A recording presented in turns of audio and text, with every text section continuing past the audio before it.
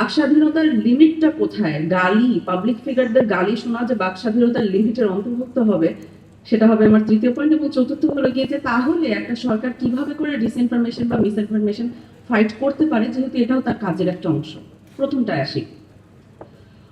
সরকারের নতুন সরকার আসার পরে এক পর্যায়ে আমরা দেখলাম যে 22 দিনে অন্তত 5 জনকে পিক আপ করা হয়েছে, মানে তাদেরকে অ্যারেস্ট করা হয়েছে, পরে মামলা দেওয়া হয়েছে স্পিচ অফেন্সের কারণে, অর্থাৎ কি বলেছে তার উপরে ভিত্তি করে।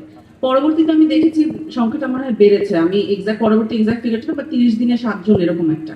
এবং যেটা লক্ষণীয় সেটা হলো যে কোনো এক জায়গায় হচ্ছে না, অর্থাৎ ঢাকা, ঠাকুরগাঁও, ভোলা, ময়মনসিংহ বিস্তৃত এলাকায় হচ্ছে, অনেকগুলো জেলায় হচ্ছে। দ্বিতীয়ত হলো কি, এনারা এক একজন কোনো বড় কেউ না, মানে একজন পলিটিশিয়ানকে ধরলো বা একজন সাংবাদিককে ধরলো, ব্যাপারটা ওরকমের না।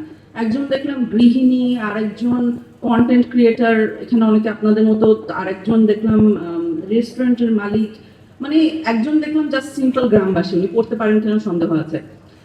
আমাদেরকে বুঝতে হবে যখন কোনো একটা সরকার এরকমের কাজ করে, অ্যাবসলিউটলি মানে যারা হয়তো রাজনৈতিক পরিসরে তেমন একটা গুরুত্বপূর্ণ ব্যক্তিত্ব না, তাদেরকে এই ধরনের অদ্ভুত ভাবে অ্যারেস্ট করা হচ্ছে, রাত 1:30টার সময় যে তুলে আনা হচ্ছে, তারপরে মামলা দেওয়া হচ্ছে, এবং যেটা যখন গোটা দেশ জুড়ে ঘটছে এবং খুব অল্প সময়ের মধ্যে ঘটছে, তখন এটাকে আইসোলেটেড ইনসিডেন্ট হিসেবে দেখার সুযোগ খুব কমে যায়। এখানে আমাদেরকে চিন্তা করতে হবে সরকার এখানে আসলে কি করার চেষ্টা করছে, পিছনের অন্তর্নিহিত কারণটা একটু চিন্তা করা উচিত। পাঞ্জাবের জগতে একটি বিশ্বস্ত নাম, শাবাব এথনিক ওয়্যার। অন্তর্নিহিত কারণটা হলো ভয় সঞ্চালন করা, ভীতি সৃষ্টি করা। তখন আপনি চিন্তা করবেন যে আচ্ছা এটা লিখলে কেউ, যেটা আগে ছিল যে ডিলিট করা না হলে সমস্যা হবে, ডিলিট করা না হলে সমস্যা হবে, ফেরত আসার একটা চিন্তা ভাবনা এখানে আমরা দেখতে পারি। এবং আমরা পূর্বে দেখেছি যে যখন আমি মাঝে মাঝে দেখি এই ধরনের কেসগুলোর ক্ষেত্রে, যে জুনিয়ররা যখন বেল পান তখন ফেসবুকে ভরে যায় যে উনি বেল পেয়েছেন আলহামদুলিল্লাহ। এন্ড আই থিঙ্ক যে এটা আসলে মিসআন্ডারস্ট্যান্ডিং। এইখানে যা হচ্ছে, এখানে আসলে কি হতে যাচ্ছে, এটা বিষয়ে কমপ্লিট মিসআন্ডারস্ট্যান্ডিং। বেল পাওয়া এন্ড অফ স্টোরি না, এরপরে তার এই মামলাটা চলমান থাকবে, ঠিক আছে? তাকে ট্রান্সপোর্ট কস্ট দিতে হবে, যাতায়াত খরচ দিতে হবে। এনারা কিন্তু একদম গ্রামের মানুষ, ওনারা কিন্তু এই খরচ দেওয়ার জন্য প্রস্তুত না।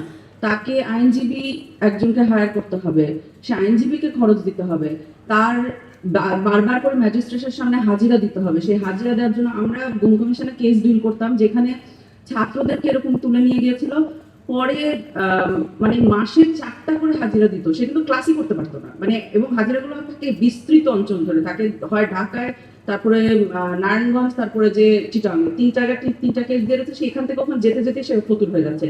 এটা হলো একটা প্যাটার্নের অংশ, এটা হলো যেভাবে করে ক্রাইমটা করা হচ্ছে, যেভাবে করে মানুষের মধ্যে ভীতি সঞ্চালন করা হচ্ছে। সো বেল হয়ে গেল আলহামদুলিল্লাহ, ব্যাপারটা আসলে একদমই স্টোরিটা সেটা না। বেল হলো start of the story, not the end of the story. এটা হলো আমার দ্বিতীয় পয়েন্ট, যেটা বলতে চাচ্ছিলাম। তৃতীয় পয়েন্ট হলো যে সেক্ষেত্রে সরকার আসলে একটা, মানে সরকারের ভিতরে যে দুশ্চিন্তাটা থাকে, বা যে কোনো সরকার, এটা শুধু আসলে বর্তমান সরকারের ক্ষেত্রে না, সবসময় যেটা থাকে সেটা হলো যে কতটুকু বলবে মানুষ, কতটুকু বলবে, কতটুকু তাকে সহ্য করতে হবে। কারণ অনেক সময় এটা সত্যি কথা, এটা একদমই সত্যি কথা যে অনলাইন স্পেশালি মানুষ অরুচিকর কথা বলে। অনলাইন কেন, আসলে চায়ের দোকানে টঙে বলা হয়, কিন্তু অনলাইন ওটা একটা লিপিবদ্ধ হয়ে যায়। অরুচিকর, অসুন্দর কথাবার্তা অবশ্যই বলা হয়, কিন্তু পাবলিক ফিগারদের অরুচিকর, অসুন্দর কথা অ্যাবজর্ব করার ক্ষমতাটা নর্মাল মানুষের থেকে বেশি থাকতে হবে।